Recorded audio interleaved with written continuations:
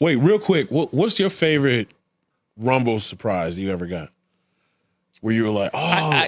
I don't know if it's my favorite, but because I haven't had a chance to think about it and you just said it, I don't remember the year, but the year Booker T came back out and Matt Stryker literally lost it on air as he's announcing and he goes, "It's a mark out moment, bro, and I'm marking out." And that moment right there, because Booker T hadn't been seen on WWE TV in years. Also, Kevin Nash, Diesel came back that Rumble. So I not necessarily my all-time favorite, but that is definitely on the short list. I think Edge. Edge for sure. Here's why. That was the day Kobe Bryant passed away. Yeah. Okay. Well, I'm in Miami. You know, the Rich Eisen show. We're down there for Super Bowl week. We get the call. We're walking somewhere to get our badges that we need to access different things. Yeah. When the phone calls start coming in about Kobe, and it happened. So that day, that Sunday was just, honest to goodness, Laker fan or not, just as a human being, that was one of the worst days. That's one of those days you'll never, ever, ever forget.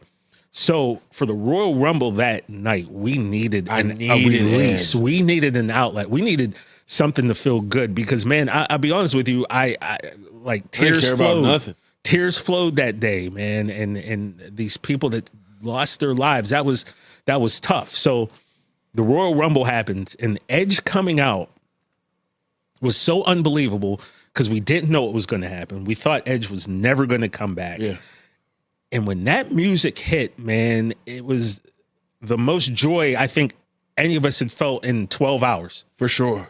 Because the world was that disappointed.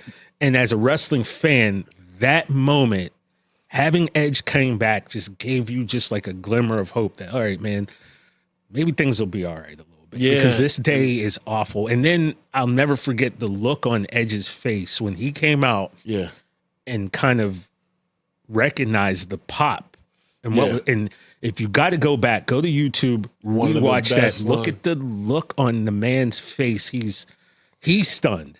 And so I think just basically because of what happened that day, that moment I will always remember because, man, we needed that moment on that day. Yeah, I was filming a show called Swagger, which is a basketball show. Okay. And it was in January. So just a couple of days before, I was telling everybody about Kobe scoring the 81 points. And so I being completely surrounded with basketball for the show, I'm bringing up Kobe all the time. And everybody's just like, oh, my God, here he goes again. And it was our last rehearsal before our first day of work on the show. And I went to the car. As soon as I touched the door handle, the entire crew ran out after me. And everybody, like, just looks like they saw a ghost. You know, it's just like there's an eerie look in everybody's face. And the first AD, which is a guy named Austin, he was on a phone call and he goes, "Are you sure? Are you sure?" My first words were, "Is it about the Lakers?" Because we had just got Bron and AD, and I'm thinking somebody hurt. And then he said, "Is worse." And so now I'm scared because I think it's about my dad. So I take my phone out and I got like 30 or something texts. Oh. So I'm like, dude, something happened to my dad. And so I scroll and he's one of the texts. So I'm like, all right, that's cool. And at the bottom, it was confirmed, you know, the helicopter crash. And I was so, it takes a special person to affect me the way that did, you know, and he's not he felt like a member of my family, you know, and went to the hotel, saw my girlfriend at the time. She sucks now, but like at the time she was cool. And yeah, just broke down and cried for hours. You know, my buddies over at ESPN, Steve Mason, John Ireland, they called me, had me talk on the radio while I'm crying about Kobe. And yeah, just put on wrestling just because like it's the Rumble. I'm not gonna miss the Rumble. Yeah. And when I heard, you think you know me?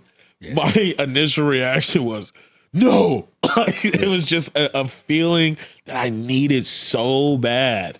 And so I think that on top of how much we love Edge, Adam Copeland, everything that he's been through, that on top of the fact that emotionally I needed it. Yeah. It's my favorite one of all time. And I don't think it'll ever be topped. Yeah, like I said, that moment was like, it was super necessary because that was a dark, dark day, man. Yeah. And Edge came through. The whole WWE came through because it was, I know I needed it. Yeah.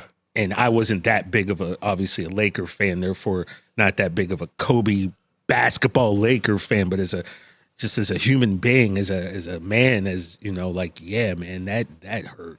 It hurt. So yeah. Edge coming out was it. Yeah, dude. Watch new episodes of No Contest Wrestling every Wednesday or listen wherever you get your podcasts. And don't forget to follow us at No Contest Wrestling Podcast on Instagram.